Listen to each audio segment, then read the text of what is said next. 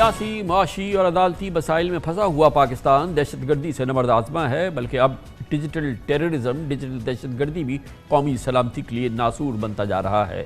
نامعلوم مقامات سے پوشیدہ دشمن حملہ آور ہیں اور سوشل میڈیا کے ذریعے جھوٹی خبریں، منفی پروپیگنڈا، مایوسی اور نا امیدی پھیلانے والے من گھڑت تجزیوں اور تبصروں کا نہ رکنے والا سلسلہ ہے۔ ان کا بنیادی ہدف عوام میں فوج کا امیج مجروح کرنا ہے۔ وفاقی حکومت نے سوشل میڈیا پر منفی پروپیگنڈے کے خلاف کریک ڈاؤن کا اعلان کیا ہے اور پی ٹی اے نے موبائل نیٹ ورک اور انٹرنیٹ فائر والز کی لیبولیاں بھی طلب کی ہیں۔ ان فائر والز کے ذریعے انٹرنیٹ پر سیکیورٹی خطرات پر مشتمل ڈیٹا اور سوشل میڈیا یا اکاؤنٹس کی مانیٹرنگ کی جا سکے گی۔ دراصل پاکستان میں اس وقت نیشنل ایکشن پلان پر عمل درآمد ہو یا آپریشن عزم استحکام ہو، ہر معاملہ افواہوں کی زد میں ہے اور دہشت گردی کے ساتھ یہ ڈیجیٹل دہشت گردی بھی ریاست پاکستان اور ریاستی اداروں کے لیے ایک سنگین چیلنج ہے۔ پاک فوج کے ترجمان لیفٹیننٹ جنرل احمد شریف چودھری نے پریس کانفرنس میں کہا کہ سوشل میڈیا پر فوج کی قیادت کے خلاف پروپیگنڈا در حقیقت ڈیجیٹل دہشت گردی ہے۔ ان کا کہنا تھا کہ دنیا بھر میں ڈیجیٹل دہشت گردی کو قانون اور سزاؤں کے ذریعے روکا جاتا ہے، لیکن پاکستان میں ان لوگوں کو اسپیس دی جاتی ہے۔ یقیناً پاکستان میں جب کبھی بھی سوشل میڈیا کو ضابطے میں لانے کی بات کی گئی ہے تو اسے اظہار رائے کے حق میں پابندی سے ملایا گیا ہے۔ حالانکہ ہمارے دوست ملک چین اور برادر عرب ممالک میں سوشل میڈیا کے حوالے سے سخت قوانین نافذ ہیں۔ D G I S P R نے بھی کہا کہ ملک میں انتہائی سنجیدہ نوعیت کے معاملات کو بھی سوشل میڈیا اور سیاست کی بھیٹ چڑھایا جا رہا ہے۔ ان کا کہنا تھا کہ عزم استحکام فوجی آپریشن نہیں بلکہ انسداد دہشت گردی کی ایک مہم ہے، لیکن ایک طاقتور سیاسی مافیا عزم استحکام کے مقاصد کو متنازع بنا چکی ہے۔ لیفٹیننٹ جنرل احمد شریف چودھری نے دہشت گردی کے خلاف بظاہر وفاقی اور صوبائی انتظامیہ کے اقدامات پر عدم اعتماد کا اظہار کیا اور کہا کہ نیشنل الیکشن پلان پر سیکیورٹی فورسز نے اپنی ذمہ داری میں کوئی کمی نہیں چھوڑی۔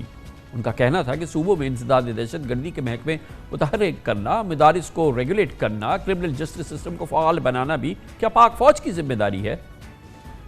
بنو واقعے سے متعلق اس سوال پر D G I S P R نے کہا کہ اصل مسئلہ یہ ہے کہ بنو میں یہ واقعہ رونما کیوں ہوا۔ ان کا کہنا تھا کہ عدالتی نظام 9 مئی کے ملزمان اور منصوبہ سازی کو ڈھیل دے رہا ہے، جس سے انتشار اور ہجوم کی فسطائیت مزید پھیلے گی۔ ڈیجیٹل دہشت گردی اور اس سے لاحق خطرات، قومی سلامتی کو خطرات، اس موضوع پہ بات کرتے ہیں دفاعی امور کے ممتاز تجزیہ کار air vice marshal retired Shahzad Chaudhry ہمارے ساتھ موجود ہیں۔ بہت بہت شکریہ ایئر وائس مارشل صاحب، آپ نے ہمیں جوائن کیا ہے۔ ظاہر ہے کہ ایک بہت سیریس معاملہ ہے۔ اگر ہم دیکھیں سوشل میڈیا پلیٹ فارمز پہ جو صورتحال نظر آ رہی ہے، ایک عام ذہن سے سوچتے ہیں تو ہمیں لگتا ہے کہ اس کا حل یہی ہے کہ لا انفورسمنٹ ہو، سختی سے قانون بنائے جائیں اور اس پہ ایکشن کیا جائے، اور یہ بھی سامنے آیا ہے کہ شاید فائر وال لگا دیا جائے، بند کر دیا جائے سوشل میڈیا۔ آپ کے خیال میں از اٹ ڈویبل اور یہ مسئلے کا حل ہو سکتا ہے؟ دیکھیے، جو سیکیورٹی کا کانسیپٹ ہے اس کا تعلق جسے کہتے ہیں ماحول، انوائرمنٹ سے ہے۔ یعنی جب یوں دنیا بدلے گی، جو دنیا کا نظام بدلے گا، جس کے اندر ٹیکنالوجی جس نے ذکر کیا ایک بہت بڑا فیکٹر بن کے سامنے آیا، تو اس سے جو سیکیورٹی کی جو تھریٹس ہیں، جو تھریٹ پرسیپشن ہے، وہ بھی بدلتی ہے۔ یعنی ہمیں اب جنگیں اس طرح کی نہیں لڑنی، یا اس طرح کی جنگیں نہیں ہوں گی جس طریقے سے آج تک، جسے کنونشنل وار کہا جاتا ہے۔ اب سائبر اسپیس کا ایک لفظ بہت واضح طور پر سامنے ابھرا ہے، سائبر سیکیورٹی کا لفظ بہت سامنے ابھرا ہے۔ تو یعنی جس قسم کی تھریٹ ہوتی ہے اس کو اسی قسم کے ٹول کے ساتھ ہی اس کا مقابلہ کرنا پڑتا ہے۔ اب اس کا مطلب کیا ہے؟ اس کا مطلب یہ ہے کہ ہم پاک فوج کے اگر کانٹیکس میں سوچیں یا اپنے پاکستان کی سیکیورٹی کے کانٹیکس میں سوچیں تو اس میں کوئی شک نہیں کہ جس طریقے سے آج کہا گیا کہ 2 بڑے ہدف ہیں ان چیزوں کے، ایک تو یہ کہ پاک فوج کا امیج خراب کیا جائے، اور دوسرا یہ کہ پاک فوج کے جو آپریشنز ہیں جو کہ یہ دہشت گردوں کے خلاف یا اس قسم کی لوگوں کے خلاف جو کہ پاکستان میں ایک استحکام کو خراب کرنے کا باعث بن رہے ہیں، غیر مستحکم کر رہے ہیں، ان کے خلاف کرنا پاکستان کی ضرورت ہے۔ تو دونوں صورتوں میں ٹیکنالوجی کو استعمال کیا جا رہا ہے۔ تو اب اس کا جو حل ہے وہ یہی ہے کہ ہمیں جب دشمن اس کو استعمال کرتا ہے، جو کہ کائنیٹک آپریشنز کے اندر اس کو کنورٹ کرتا ہے، جس کو دہشت گردی کہا جاتا ہے یا دہشت گردی کی وجہ سے، تو وہاں پہ اس کو دہشت گردوں کو فیس آف کرنا ہے، کیونکہ وہ ایک کھلا دشمن اور کلیئر دشمن ہے۔ جہاں تک، اور پھر اس کا ظاہر ہے کہ ایک حساب رکھنا ہے کہ اس کے آئی پیز کہاں سے آتے ہیں، کہاں پہ سٹارٹ ہوتا ہے، اس کا کہاں سے آپ کو کس جگہ پہ جا کے کس کو فیس آف کرنا ہے، اس کے اپنے آپ کے سائبر وارفیئر کے اپنے طریقہ کار ہیں جس کو آپ استعمال کرنا ہے. آپ فلڈ کر دیتے ہیں ان سارے سورسز کو جہاں سے یہ چیز بنیاد بنتی ہے. اس کے بعد آپ وہاں پہ فائر والز کے تھرو اپنا دفاع کرتے ہیں. لیکن ان لوگوں کا جو رابطہ ہے اس رابطے کو عملی جامہ پہنانے سے پہلے آپ کو اس کو ختم کرنا ہے، اس کی نفی کرنا ہے، اس کو نیوٹرلائز یا نیگیٹ کرنا ہے. تو یہ ایک اسپیکٹ ہے. اور دوسرا جہاں تک امیج کا تعلق ہے، دیکھیے امیج کا تعلق کس چیز سے ہوتا ہے کہ لانگ ٹرم بیسس کے اوپر آپ کے بارے میں جو گفتگو کی جا رہی ہے اس کا ایک تو آپ اپنے عمل کے ساتھ اس کو نگیٹ کرتے ہیں، نفی کرتے ہیں. اور دوسرا اس قسم کے جو لوگ ہیں جو باہر بیٹھے ہیں ان کو قابو تو نہیں کیا جا سکتا، لیکن آپ کا ایک بیانیہ ایسا ہونا چاہیے جو کہ آپ بیانیہ کے طور پر جب استعمال کرتے ہیں تو اس کو ان کی جو نیریٹو ہے اس کو ڈیفیٹ کیا. تو یہ نیریٹوز اچھا کی احمد وار صاحب ہے. یہ بتائیے کہ ایک حل یہ بھی تو ہو سکتا ہے کہ کوشش ہو کہ ہمارے ہاں اختلافات، یہ جو قومی یکجہتی ہے وہ قائم ہو، یہ جو قوم بٹی ہوئی ہے اس کو کسی صورت سے اس اختلافات کو کم ہو، اس قسم کا نیریٹو، اس قسم کا بلیک پروپیگنڈا ہمارے یہاں دیکھنے والے سننے والے کم سے کم ہو جائے، اور اگر کہیں ایسا ہو تو اس کا جواب قوم اٹھ کر دے اور اس کا جواب دیا جائے. یا یہ کہ ہم اس کو بند کریں فی الحال اور اس پہ فائر وال لگائیں اور اس کو انٹرنیٹ کو بند کریں. شاید اس کے بڑے سیریس کانسیکوینس ہو پاکستان کے، خیر امیج پہ تو ہو جو کچھ بھی ہو، لیکن جو ہماری آئی ٹی انڈسٹری وغیرہ یہ تو بیٹھ جائے گی. آپ نے اپنے سوال میں ہی دونوں سوال، آپ کے سوال میں ہی جواب ہے اس چیز کا، اس میں کوئی شک نہیں. دیکھیے ایک تو یہ ہے کہ دشمن کے ہاتھ میں ہتھیار اگر کوئی آ گیا ہے تو دشمن کے ہاتھ میں ہتھیار آیا ہے، آپ اس ہتھیار کو دشمن کے ہاتھ میں جانے سے روک نہیں سکتے. یعنی میں کنونشنل سینس میں بات کر رہا ہوں کہ اگر آج کوئی ہمارا دشمن جو ہے وہ کچھ قسم کا ایک ویپن سسٹم لیتا ہے تو آپ اس کو ڈینائی نہیں کر سکتے کہ وہ یہ ویپن سسٹم کیوں لے رہا ہے. ہاں آپ اس کا ایک توڑ کر سکتے ہیں، اور وہ توڑ یہ ہوتا ہے کہ جب آپ اس قسم کی جنگ میں جائیں گے تو آپ اس کا توڑ کریں گے. لیکن یہ کہنا کہ ہم اس کو مکمل طور پر ڈینائی کر دیں اس دشمن کو اس ٹول آف وار سے، تو وہ ممکن نہیں ہوتا، کیونکہ وہ ایک باہر صورت ایک سوورن اینٹی کے طور پہ اپنا حق رکھتا ہے. ایک بات تو یہ ہوگی. دوسری بات یہ بھی ہمیں، آپ کی بات بالکل درست ہے کہ ہمیں ہم مکمل طور پر دنیا سے کٹ نہیں سکتے اور کبھی بھی کٹنا نہیں چاہیے. تو ہمیں ایک سائبر اسپیس کے اندر ایک نیریٹو جو اس قسم کا رکھنا ہے، اس نیریٹو کو بلیویبل کیسے بنانا ہے، اس نیریٹو کو فالو کرنے والے کیسے ہونے چاہیے، کس طرح کے لوگ ہم کر سکتے ہیں، ہمیں اپنے عمل سے وہ دکھانا ہے. تیسری بات یہ کہ آپ ایسا کوئی عمل ہی نہ کریں جس میں کسی کو کوئی ایسی کلیویج ملے کہ وہ اس کے اندر آپ کے بارے میں کوئی سوالات اور خدشات کا اظہار کر سکے. تو یہ 3 ایلیمنٹس ہیں جس کے اوپر ہمیں بات کرنی چاہیے. چوتھی بات آپ کی بالکل مکمل طور پہ ایگری کرتا ہوں کہ اگر ملک ایک نارمل ملک کے طور پہ اس کا پولیٹیکل سسٹم، اس کا لا انفورسمنٹ، اس کا اکانومی، ہر چیز اپنے طور پہ صحیح چل رہی ہو اور وہ اپنی پٹری سے نہ اتر چکا ہو نظام، تو پھر اس میں کوئی موقع نہیں ہوتا کسی کے پاس کسی چیز کو موضوع بنانے کا اور موضوع بنا کے کسی کو ہدف بنانے کا. تو میرا خیال ہے اگر ہم ان چیزوں پہ جو بنیادی چیزیں ہیں ان کی طرف جائیں تو شاید ہم اس کا ایک مکمل حل دے سکتے ہیں اس طریقے سے اوور ٹائم، جس میں کہ آٹومیٹیکلی قدرتی طور پر یہ جو جتنا بھی پروپیگنڈا کیا جاتا ہے وہ خود بخود زائل ہو پھر جائے کیا گا. یہ کر سکتے ہیں کہ سٹاپ گیپ ارینجمنٹ کرے کہ جب تک کہ ہمارا قومی استحکام ہو، حالات میں بہتری ہو، ہم ایک قوم کی حیثیت سے جڑیں، اس بلیک پروپیگنڈا کے یہاں پہ بائرز نہ ہوں، اس کی کوئی ڈیمانڈ یا اس کی کوئی اٹریکشن نہ ہو، اور اس دوران فی الحال ہم بند کر دیں، سوشل میڈیا کو بند کر دیں، انٹرنیٹ کو بہت سختی سے ریگولیٹ کریں یا جو بھی سختی کر سکتے ہیں سوشل میڈیا پلیٹ فارمز کو بند کر دیں. کچھ مسئلے کا اس طرح سے حل نکلے گا؟ نہیں، میں تو اس کے حق میں نہیں ہوں. یہ تو ایک بالکل ایک ٹیمپرری جیسے کہتے ہیں بینڈ ایڈ، یعنی کہیں چوٹ لگی آپ نے اس کے اوپر کچھ وہ چھوٹا سا پلاسٹر کا پیس لگا دیا، وہ اس سے کچھ حل نہیں ہوتا. جو بنیادی وجہ ہے اس کو ایڈریس کرنا پڑے گا، اور اس کی وجوہات ہم نے آپ کے ساتھ پہلے 1-2 سوالوں میں بھی ڈسکس کیا کہ کیا وجوہات ہیں. میرا خیال ہے کہ یہ ہرگز اس کا حل نہیں ہے. ہم دنیا سے کٹ نہیں سکتے. دیکھیے انوائرمنٹ بدل گیا نا، دنیا کا جو ماحول ہے بدل گیا. جب انوائرمنٹ اور ماحول بدل جائے تو اپنے آپ کو بھی ڈھالنا پڑتا ہے اس کے ساتھ. سیاست بدلتی ہے، معیشت بدلتی ہے، سیکیورٹی کا پس منظر بدلتا ہے، منظر نامہ سیکیورٹی کا بدل جاتا ہے. ہمارے بھی ٹولز آف رسپانس بدلنے چاہیے تاکہ ہم جو نئی جوہتے ہیں ان کو لے کے ان چیزوں کا ایک مکمل احاطہ کر سکیں. یہ نہیں ہوتا کہ ہمیں ٹیکنالوجی کو بین کر دیا جائے. ایسا ہی ہے جیسے جب پرنٹنگ پریس آیا تھا تو کسی نے کہا تھا کہ یہ ایک کافرانہ نظام ہے، اس کو بند کر دیا جائے کیونکہ یہ خراب ہے مسلمانوں کے لیے یا اسلام. تو اس طریقے سے اس قسم کی جب بھی ٹیکنالوجیکل ڈیولپمنٹس ہوتی ہیں، نہ پرنٹنگ پریس بند ہوا، نہ اس کے بعد کچھ اور چیز کبھی بند ہوئی، بلکہ اپنے آپ کو ہم سب کو ڈھالنا پڑا، ہمیں اپنے آپ کو تبدیل کرنا پڑتا ہے اس نئی انوائرمنٹ، نئی دنیا، ایک نئی جوہد کے ساتھ اپنے آپ کو الائن کرنے کے لیے. اور اسی کا نام آگے پروگرس ہے. ہمیں پروگرس کرنا ہے، ہمیں ریگریس نہیں کرنا، واپس نہیں جانا، کہ ہمیں اس قسم کا ماحول چاہیے. بہت بہت شکریہ. Air vice marshal retired Shahzad Chaudhry ہمارے ساتھ تھے. دفاعی اور سیکیورٹی لحاظ سے تجزیہ کر رہے تھے. سیاسی تجزیہ بھی صورتحال کا ضروری ہے. پاکستان کے نام اور سینئر صحافی سہیل وڑائچ ہمیں جوائن کریں گے اس تجزیے کے لیے چھوٹے سے وقفے کے بعد.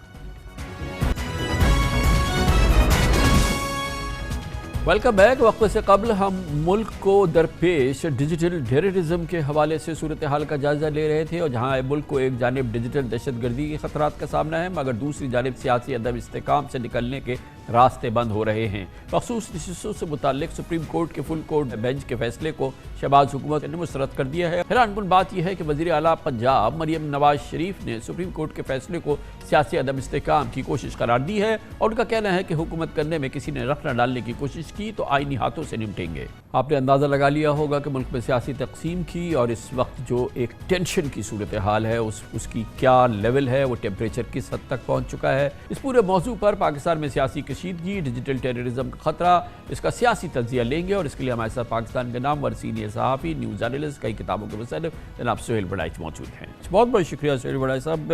بڑی وسیع پریس کانفرنس کی ڈائریکٹر جنرل ISPR نے، اور اس حوالے سے ظاہر ہے کہ انہوں نے جو ملک میں جو ڈیجیٹل سفیر کے اندر بہت ہی منفی پروپیگنڈا ہو رہا ہے، جس میں خاص طور پہ اداروں کو نشانہ بنایا جاتا ہے، جس کو انہوں نے ڈیجیٹل دہشت گردی بھی بتایا، اور اوبویسلی ایک بہت بڑا سیریس معاملہ ہے.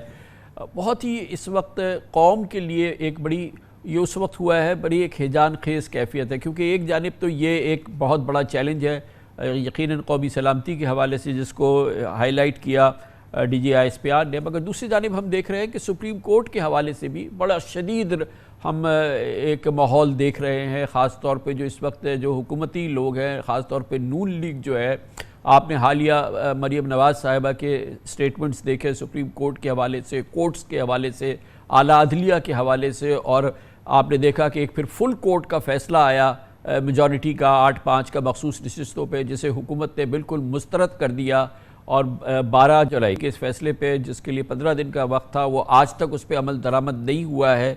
تو ایک مجموعی طور پہ بنو کا ایک الگ واقعہ ہو گیا ہے. پورے ملک میں ایک بہت ہی شدید اور بہت ہی تشویشناک ہیجان کی فضا ہے. وڑائچ صاحب جی بالکل درست آپ کہہ رہے ہیں، اور ایسا لگتا ہے کہ ہمارے جو میجر فیصلہ ساز ہیں، جو اہم کردار ہیں، وہ سارے بند گلی میں جاتے جا رہے ہیں. اور جب تک کوئی لچک نہیں کسی سائیڈ سے نظر آئے گی تو اس وقت تک ظاہر ہے معاملات حل نہیں ہو سکتے. مفاہمت کے لیے تو لچک دکھانی پڑتی ہے. اب آپ یہ دیکھیں کہ عمران خان صاحب کو دیکھیں تو وہ ایک بند گلی میں جا چکے ہیں. نہ وہ 9 مئی کی معافی مانگتے ہیں، نہ وہ مقتدرہ کے خلاف اپنی جو ان کا جو نیریٹو ہے اس کو ختم کرنے کو تیار ہیں. اور ظاہر ہے جب تک وہ یہ نہیں کرتے کس طرح سے مفاہمت ہو سکتی ہے. اب دوسرے کردار ہیں میاں نواز شریف صاحب، جو بڑے کردار ہیں، جن کی حکومت ہے، وہ بھی اس معاملے میں کوئی لچک دکھانے کو تیار نہیں ہیں. وہ بھی مقتدرہ کے ساتھ کھڑے ہیں، اور ان کو یہ اندازہ ہے کہ اگر میں نے کچھ لچک دکھائی تو کل عمران خان آ گئے دوبارہ تو وہ مجھے پھر جیل میں بھیج دیں گے اور نون کی سیاست کا خاتمہ ہو جائے گا. اب تیسری طرف مقتدرہ ہے، اگر وہ 9 مئی کا واقعہ بھول جاتی ہے اور اپنے خلاف ہونے والے جو پروپیگنڈا ہے اس کو بھی فرض کریں بھول جاتی ہے، تو وہ اپنے رینک اینڈ فائل کو کس طرح مطمئن کرے. اگر تو کوئی جنرل ضیاء الحق یا جنرل باجوہ ہوتا، جو کہ سیاسی جنرل تھے بیسیکلی، تو شاید وہ یہ بھی رعایت دے دیتے تحریک انصاف کو. لیکن اس وقت کی جو موجودہ قیادت ہے، چونکہ اس میں سیاسی رنگ کم ہے اور اس میں سپاہیانہ رنگ زیادہ ہے، اس لیے وہ 9 مئی کو واقعے کو بھی بھولنے کو تیار نہیں ہے. دیکھیں اس کا بڑا آسان طریقہ تھا کہ غلطیاں ہو جاتی ہیں، سیاست دانوں سے بھی ہو جاتی ہیں، عوام سے بھی ہو جاتی ہیں، فوج سے بھی ہو جاتی ہیں، ٹھیک ہے. تو جنرل آصف نواز کے زمانے میں ہمیں یاد ہے کہ فوج نے ایک بندے کو غلط جو تھا اس کو سزا دی، تو انہوں نے اس کو میجر کو پھانسی کی سزا دے دی تھی، تو اپنا مداوع کر لیا تھا. عمران خان بھی 9 مئی کی معافی مانگتے اور معاملات کو ٹھیک کر لیتے. تو یہ تو بات تو یہ ہے کہ آگے کیسے ملک کو چلانا ہے. کیا اسی طرح صد بند گلی میں اپنے اپنے موقف پہ ڈٹے رہیں گے اور ملک کے حالات خراب ہوتے رہیں گے؟ یہ تو ظاہر ہے کوئی مستحسن بات نہیں ہے. تو اب اس میں آپ کے خیال میں اس مسئلے کا حل ہے، اور وہ ایک حل یہ ہے کہ عمران خان 9 مئی کے واقعات پہ معافی مانگ لے. آپ کے خیال میں یہ صرف ایک مسئلے کا حل ہے اور اس سے مسئلہ حل ہو جائے گا؟ نہیں دیکھیں، یہ تو آغاز ہے نا. دیکھیں ہمیشہ سی بی ایمز ہوتے ہیں.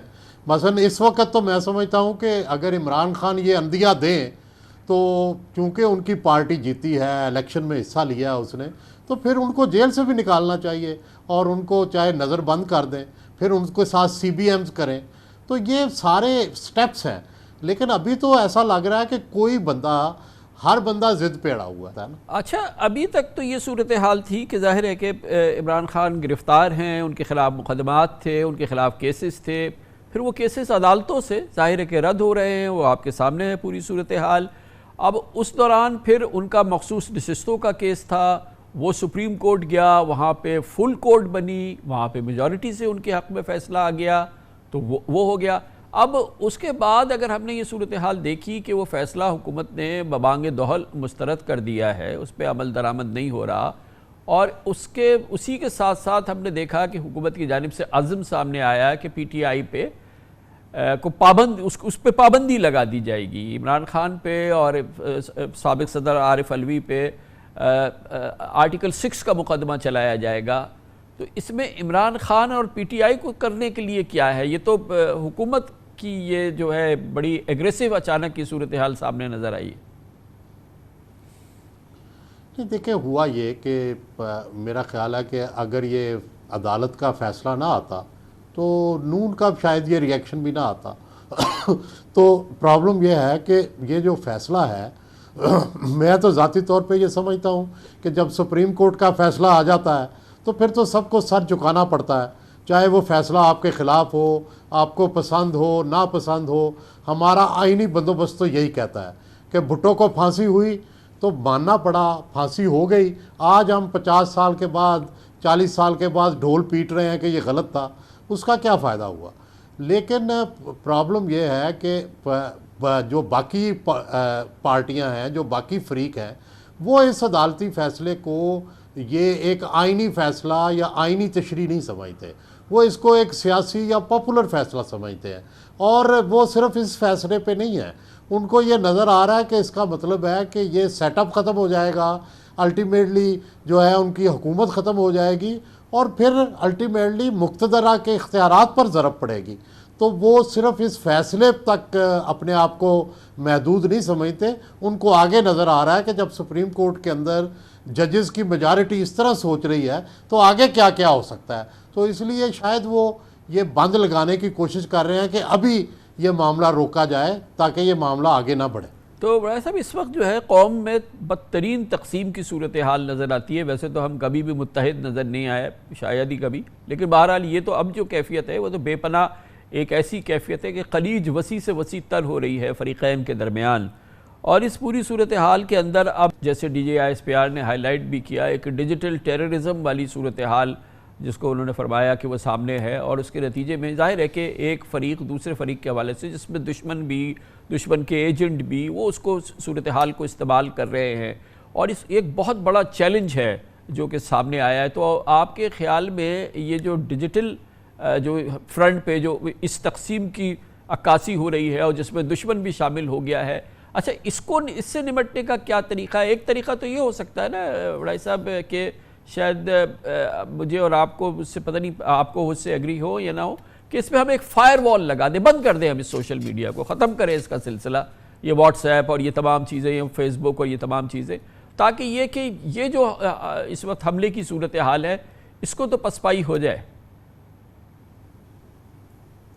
دیکھیں، میری جو جمہوری تربیت ہے اور میری جو سوچ ہے وہ تو اس کی اجازت نہیں دیتی کہ میں اس طرح سے سوچوں، لیکن اس کا یہ مطلب بھی نہیں ہے کہ جو سوشل میڈیا کی برائیاں ہیں میں ان سے آگاہ نہیں ہوں یا ان سے پریشان نہیں ہوں، لیکن میرے خیال میں اس کا ایک بہتر حل موجود ہے، اور وہ کیا ہے کہ جس طرح آپ نے آزاد ٹی وی چینلز جو ہیں وہ ان کی اجازت دی اور ان کے اوپر ایک پیمرا بنا دی، اسی طرح سوشل میڈیا کو بھی آزادی دیں اور ان کے اوپر اس طرح کی ایک ریگولیٹری باڈی بنا دیں، اور اس ریگولیٹری باڈی کو، سوشل میڈیا کی جو ریگولیٹری باڈی ہے اس کے اوپر جو بھی سوشل میڈیا کو یوز کرے یا اپنی چیزیں اس کے اوپر بھیجنا چاہے، اس کے لیے ایک انڈیپینڈنٹ اٹانومس چینل کی طرح کی باڈی ہو جو اس کو اپروو کرے، تب جا کے وہ جو ہے وہ سوشل میڈیا پہ پوسٹ ہو سکے۔ تو یہ ایک طریقہ ہے، ظاہر ہے یہ دنیا میں بھی ابھی کہیں نہیں ہے، لیکن میرے ذہن میں یہ آتا ہے کہ جس طرح جو آپ ہر چیز کی گیٹ کی جو پیمرا نے جس آزاد میڈیا کو جس طرح سے پابند کیا یا جس طریقے سے ریگولیٹ کیا یا جس کیفیت کے اندر آج ہے، یہ آپ فرما رہے ہیں کہ یہ اچھی مثال ہے، اس قسم کی ہم سوشل میڈیا کے لیے بھی کر لیں؟ جی، میرا تو پیمرا سے اختلاف ہے، کیونکہ پیمرا ایک صرف سرکاری ادارہ ہے۔ میری رائے میں یہ بھی سرکاری ادارہ نہیں ہونا چاہیے، اس میں انڈیپینڈنٹ لوگ بھی ہونے چاہیے۔ تو ابھی تو صرف یہ ٹول ہے سختی کا، لیکن ہونا یہ چاہیے جس طرح آکسفام ہے یا جس طرح انڈیا کے اندر میڈیا کمپلینٹس کمیشن ہے، تو ہم اس طرف جانا چاہیے تاکہ نہ ان کی آزادی متاثر ہو اور نہ یہ کچھ ایسا کر سکیں کہ جس سے ملک کے لا اینڈ آرڈر کو، ملک کے جو صورتحال ہے اس کو یہ ڈسٹرب کر سکیں۔ تو ایک بیلنس کریٹ کرنا چاہیے، بنیادی ضرورت بھی ہو۔ سہیل بڑھائے صاحب، یہ ہے نا کہ ہم ایک یہ سب چیزیں ہیں جو لا انفورسمنٹ کے طریقہ کار ہم سوچ رہے ہیں، فائر وال لگا دیں، عمران خان معافی مانگے، یہ تمام صورتحال، لیکن ملک میں اگر تقسیم کی صورتحال ختم ہو اور کوئی ایک ایسی صورتحال ہو جب یہ ڈیجیٹل ٹیررزم ہو تو پوری قوم کھڑی ہو جائے نا۔ وہاں سے تو 50 ہینڈل ہیں، یہاں سے 5,000 ہینڈل آ جائے نا ٹویٹر پہ، اور تمام جو کہ اس کا مقابلہ کرے، جواب دے تمہاری ایسی کی تیسی، تم کیا بات کر رہے ہو، ہم لوگ خوشحال لوگ ہیں، ہم لوگ ہمارے یہاں تقسیم نہیں ہے، ہم ایک دوسرے کے اختلاف رائے کو پسند کرتے ہیں یا ہمیں اس میں کوئی اعتراض نہیں ہے۔ تو ایک وہ بھی تو حل ہے نا کہ ہم کوئی جنرک اس کا حل نکالیں۔ نہیں، وہ دیکھیں دنیا میں دونوں حل ہوتے ہیں، جو آپ فرما رہے ہیں وہ بھی بالکل درست ہے، لیکن دنیا بھر میں لاز بھی ہوتے ہیں، دنیا بھر میں ریگولیٹری باڈیز بھی ہوتی ہیں۔ برطانیہ نے بھی ریگولیٹری باڈی بنائی ہے، انڈیا نے بھی بنائی ہوئی ہے۔ میں تو کہتا ہوں کہ دونوں کام کرنے چاہیے۔ پہلا تو دنیا میں سب سے پہلا طریقہ تو کنسنسس ہے۔ میں نے تو بات ہی وہاں سے شروع کی کہ بھائی جتنی دیر تک کنسنسس نہیں ہوگا اتنی دیر تک تقسیم ٹھیک نہیں ہو سکتی۔ آپ دیکھیں، آپ نے 73 کا آئین کنسنسس سے بنایا نا، آپ نے جو آپریشن کیا دہشت گردوں کے خلاف کنسنسس سے ڈیولپ کیا یا نہیں کیا، آپ نے جو 18ویں ترمیم کی کنسنسس سے بنائی یا نہیں بنائی، تو آپ کے اندر یہ موجود ہے صلاحیت، لیکن اس طرح کی پولیٹیکل ایٹماسفیئر، میں تو یہی گزارش ہی میں نے یہاں سے شروع کی تھی کہ سارے بند گلی میں چلے گئے ہیں، اس بند گلی سے باہر آ کر کوئی کنسنسس ڈیولپ کریں تو اس کنسنسس سے ہی یہ ساری چیزیں کنٹرول ہوں گی۔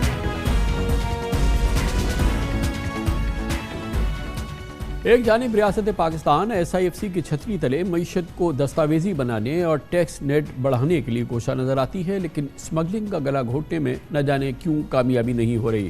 خاص طور پہ ایران سے بلوچستان کے راستے پاکستان میں پیٹرول اور ڈیزل کی اسمگلنگ کے تمام ریکارڈ ٹوٹتے نظر آ رہے ہیں۔ رپورٹس کہتی ہیں کہ پاکستان میں سالانہ $2 ارب کا اسمگل شدہ پیٹرول ڈیزل فروخت ہوتا ہے، جس سے ایک طرف ٹیکس کی مد میں قومی خزانے کو سالانہ 300 ارب روپے کا ایک سب سے بڑا ایک دھچکا لگ رہا ہے، اور دوسری جانب ریفائنریز اور آئل مارکیٹنگ کمپنیز کا بیڑا غرق ہو رہا ہے۔ یہ تیل نیلے رنگ کے گاڑیوں کے ذریعے ایران کے بارڈر سے تمام چیک پورٹس عبور کر کے لایا جاتا ہے اور تربت میں ذخیرہ کر کے آئل ٹینکرز کے ذریعے پاکستان بھر میں بھیجا جاتا ہے۔ رپورٹس کے مطابق ایران سے متصل بلوچستان کے علاقے ماشکیل کی 70% آبادی کا واحد ذریعہ اور اس کی معاش ایرانی تیل کی اسمگلنگ سے وابستہ ہے۔ چاغی، واشک، پنجگور، تربت اور گوادر میں 80% ٹرانسپورٹ ایرانی پیٹرول اور ڈیزل سے ہی چل رہا ہے، جبکہ کراچی، لاہور، پشاور اور کوئٹہ میں درجنوں پیٹرول پمپس دھڑلے سے اس ایرانی پیٹرول کو فروخت کرتے ہیں۔ سابق نگران وزیر اعظم انوار الحق کاکڑ کا کہنا تھا کہ بلوچستان کے سیاستدانوں اور بیوروکریٹ سے غیر قانونی ریونیو کے لیے ایرانی تیل کی اسمگلنگ کو ایک کاروبار میں بدلنے کی کوشش کی ہے۔ نگراں دور حکومت میں وفاقی اداروں کے کریک ڈاؤن سے ایرانی تیل کی اسمگلنگ میں معمولی کمی تو آئی، لیکن یہ سلسلہ نہیں رکا، جس نے ایرانی تیل کی اسمگلنگ میں سیکیورٹی اداروں کی ملی بھگت کا ایک تاثر جنم دیا۔ سابق نگراں وفاقی وزیر داخلہ اور موجودہ وزیر اعلیٰ بلوچستان سرفراز بگٹی کا ایک نیوز کانفرنس میں کہنا تھا کہ اسمگلنگ میں ملوث افراد کے نہ صرف کورٹ مارشل ہوں گے بلکہ انہیں جیل بھی بھیجا جائے گا۔ 100% یقین سے کہا جا سکتا ہے کہ پیٹرول، ڈیزل اور دیگر اشیاء کی اسمگلنگ ہماری معیشت کے لیے کسی کینسر سے کم نہیں، یعنی اسمگلنگ کی موت پاکستان کی حیات ہے۔ گویا اسمگلر مافیا کا خلاقمہ ہو جائے تو ہماری ریفائنریز، آئل مارکیٹنگ کمپنیز کی جان میں جان آئے اور پاکستان کے وارے نیارے ہو جائے۔ لیکن اہم بات یہ بھی ہے کہ بلوچستان کے 3 ڈویژن اور متعدد اضلاع میں کوئی آئل مارکیٹنگ کمپنی ہے ہی نہیں۔ اس بات کا اظہار وفاقی وزیر تجارت جام کمال خان نے بھی ایک پریس کانفرنس میں کیا۔ ایک متعدد اندازے کے مطابق اس ریکٹ سے، اس اسمگلنگ کے ذریعے پاکستان کے خزانے کو ڈیوٹیز اور ٹیکسز کی مدد میں ہر سال ایک متعدد اندازے کے مطابق درجنوں کروڑوں ڈالر کا نقصان ہوتا ہے، جو پاکستان کے خزانے کے لیے، پاکستان کے ریزروز کے لیے ایک ناقابل تلافی نقصان ہے جو مسلسل ہو رہا ہے۔ اس موضوع میں بات کرنے کے لیے ہمیں جوائن کریں جناب Adil Khattak, chairman oil companies advisory council اور اس سی او بھی ہیں اٹیک ریفائنری کے۔ بہت بہت شکریہ خٹک صاحب۔ فرمائیے گا کیا آپ لوگوں کا اندازہ ہے، کیونکہ ظاہر ہے کہ ہمارے پاس کوئی اس کی کوئی کریڈیبل فگرز تو اسمگلنگ کی نہیں ہوتی، کہ یہ کوانٹم کیا ہے جس لیول کا یہ موٹر ڈیزل اور دوسرا جو پروڈکٹس ہے جو ایران سے اسمگلنگ کے ذریعے آ رہی ہے، یہ ڈیلی، ویکلی، منتھلی، یہ کیا کوانٹم ہے، اس کا اندازہ کیا ہے آپ کا؟ جی شکریہ کامران صاحب۔ اس میں ایگزیکٹ فگرز تو ظاہر ہے کہ کسی کے پاس تقریباً نہیں ہے، لیکن مختلف اندازے لگائے گئے ہیں۔ تو ایک وقت میں اوگرا نے جو ایسٹیمیٹ کیا تھا، ان کا خیال تھا کہ تقریباً 4000 میٹرک ٹن پر ڈے یہ اسمگل ہو رہا ہے۔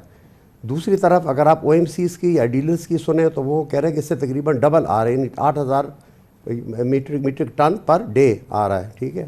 اس اے ہیوج کوانٹٹی، اور اس سے دیکھیں اٹس سو آبویس کہ اس سے امپیکٹ کیا آ رہا ہے۔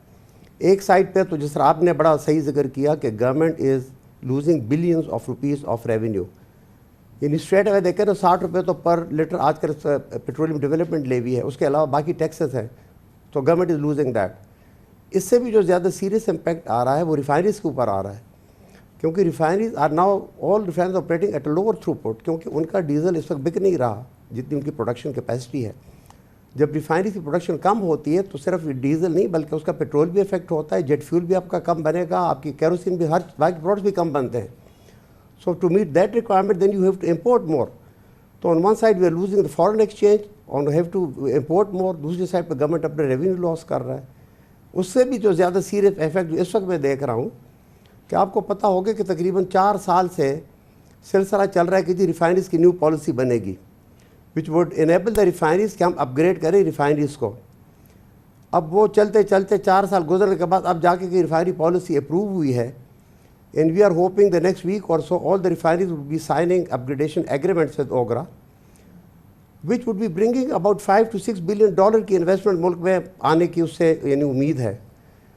لیکن اگر یہ حالات رہیں گے تو اب ہم سیریز سے اس پہ سوچنے پہ مجبور ہیں کہ آیا یہ اپگریڈیشن پروجیکٹ فیزیبل ہوں گے بھی کہ نہیں، کیونکہ ہماری ساری فیزیبلٹیز بیسڈ ہیں یہ بتائیے گا کہ کوئی 1.5 سال پہلے ہم نے سنا تھا کہ ایک کنسرٹڈ ایفرٹ ہوئی تھی جس سے شاید ظاہر ہے کہ ختم تو کیا ہی ہونا ہے، لیکن کچھ شاید فرق پڑا تھا جس سے کہ کچھ کرٹیل کیا تھا، کچھ جو مین لینڈ کے اندر یہ ساری جو اس کی سیل ہوتا تھا، یہ ساری چیزیں جو یہاں پر ہوتا تھا یہ کچھ کم ہوا تھا، لیکن کیا یہ مکمل طور پہ پھر اسی کوانٹم سے یا شاید اس سے بھی زیادہ اس وقت اس کی سچویشن ہے؟ کیا کہاں کھڑا ہے یہ؟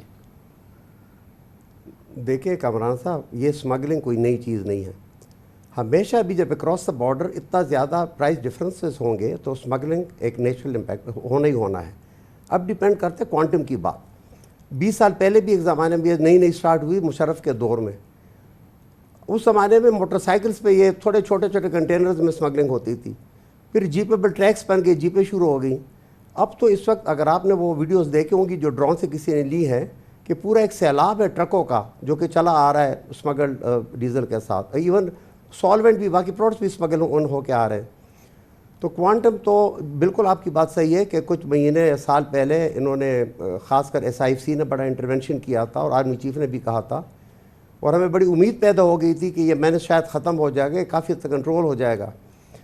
لیکن وہ کچھ دن، کچھ ہفتے شاید تھوڑا بہت کم ہوا بھی، لیکن ابھی اسی طرح زور و شور سے اس وقت جاری ہے.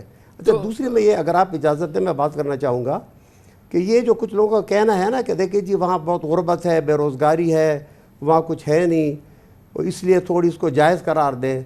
اگر یہ آرگومنٹ آپ لے لیں تو پھر تو آپ کے تھر میں، راجستھان سائڈ پہ تھر میں بھی، سندھ میں بھی بہت غربت ہے، ساؤتھ پنجاب میں بھی، اور پھر سارے بارڈرز کھول ہی دیں اسمگلنگ کے لیے.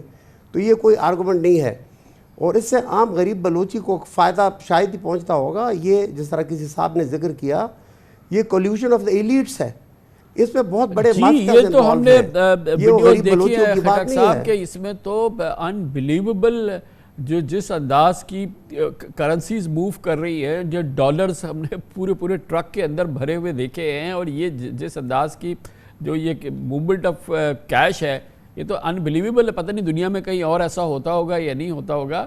لیکن یہ تو جو اب صورتحال دیکھ رہے ہیں یہ تو ناقابل یقین ہے. مگر ایک ایکسکیوز یہ دے رہے ہیں کہ جی اس علاقے میں OMCs جو ہیں، ہماری جو آئل مارکیٹنگ کمپنیز ہیں، آپ کی ہو گئی، PSO ہو گئی، دوسری ہو گئی، وہاں پہ کھولتے نہیں ہے ٹوٹل وغیرہ. تو وہ کیا کریں بیچارے، ایران سے تیل لا کے یا پیٹرول لا کے استعمال لگ. یہ ایک بڑا، یہ اگین ایک بڑا دلچسپ آرگومنٹ ہے.